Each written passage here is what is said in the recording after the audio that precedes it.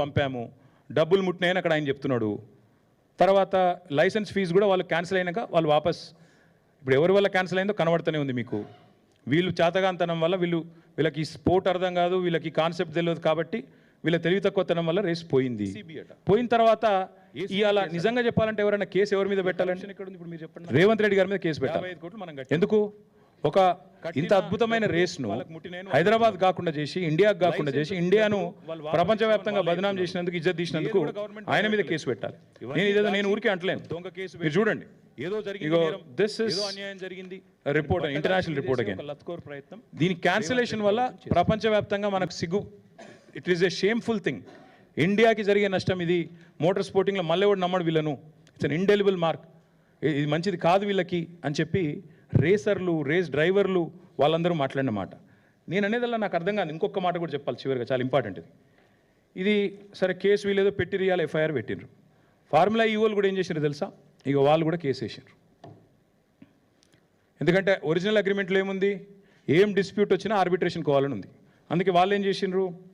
వీళ్ళు international chamber of commerce, అక్కడ వాళ్ళు ఆల్రెడీ ఆర్బిట్రేషన్ కూడా ఫార్ములా ఈకి ఎంఎన్యూడి డిపార్ట్మెంట్ మధ్యన జరుగుతున్న ఈ తగాదా తేల్చండి. ఎట్లా అయితే మాంట్రియాల్కి సంబంధించి ఇందాక నేను చెప్పాను మీకు, మాంట్రియాల్ ఇది మీరు చూడండి.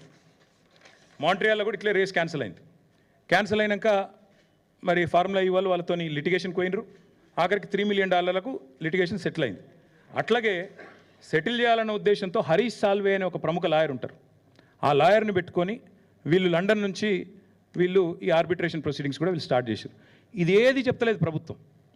ఫార్ములా ఈవోలు వీళ్ళ మీద కేసు పెట్టింది చెప్తలేరు, పైసలు అడుగుతుందో చెప్తలేరు, ఎందుకు రేసు పోయిందో చెప్తలేరు, ఆ పైసలు నిక్షేపంగా ఉన్నాయి, మొదటి 2 ఇన్స్టాల్మెంట్లు అక్కడనే వాళ్ళ దగ్గర ముట్టినాయి అని వాళ్ళు పంపిన రిసీట్లు చూపెడతలేరు, 3వ ఇన్స్టాల్మెంట్ మీరు కట్టలేదు కాబట్టి రేస్ క్యాన్సిల్ అవుతుందని చెప్తలేరు. ఆఖరికి FMSCI దగ్గర వచ్చిన పైసలు, వాపసు వచ్చిన పైసలు అవి తీసుకుంటందుకు కూడా వీళ్ళు ముందుకు వస్తలేరు. This is the fact of the matter. ఇందులో ఇప్పుడు కరప్షన్ ఎక్కడుంది, కాకరకాయ ఎక్కడుంది, కేసు ఎక్కడిది, మన్ను ఎక్కడిది, నాకైతే అర్థమవుతలేదు. ఇక మీకేమైనా అర్థమైతే నాకు తెలియదు. కానీ ఇలా ACB అట. ACB అంటే ఏంటంటే యాంటీ కరప్షన్ బ్యూరో. కరప్షనే లేనప్పుడు ACB ఎడికి వస్తుంది?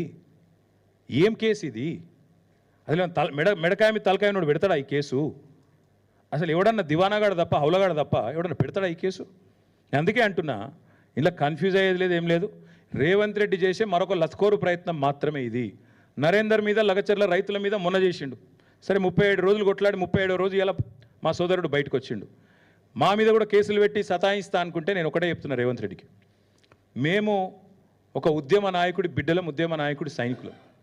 ఏనాటికైనా చెప్తున్నా రేవంత్ రెడ్డి, నీలాంటి చిల్లరగాళ్ళ కేసులకు, నీ లత్కోరు పనులకు భయపడేటోడు ఎవడు లేడు. నువ్వు మా ఇంటికి కూడా వీకలేవు, అది కూడా చెప్తున్నా. నువ్వేం చేసుకుంటావో చేసుకో, భయపడేటోడు లేడు. లీగల్గానే కొట్లాడుతాం, అది కూడా చెప్తున్నా. ఇప్పుడు నేను చెప్పిన ప్రతిదీ మీకు ఇస్తా, కాపీలు చూసుకోండి. రేపు ACB అడిగితే వాళ్ళకదే ఇస్తా, పోలీసు వాళ్ళు అడిగితే వాళ్ళకదే ఇస్తా, కోర్టులో కూడా గివే ఇస్తా. బరాబర్ చెప్తున్నా. నేను తప్పు చేయలేదు కాబట్టి నాకు ఆత్మవిశ్వాసం ఎక్కువ, ఆత్మస్థైర్యం ఎక్కువ.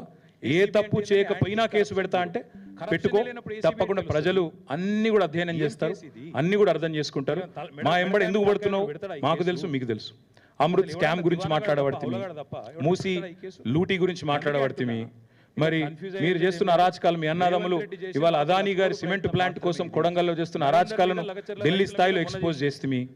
మీ అదానీతో మీ వాళ్ళు అంటగాగుతున్న విధానం, మీ సీక్రెట్ మీటింగ్లు బయట పెడుతుంది కోహినూర్ హోటల్లో. ఇవన్నీ చూసినాక సహజంగానే నీకు కొంత కడుపుమంట ఉంటుంది. మీరు అర్థం చేసుకోగలుగుతాను ఈ బాధ. కానీ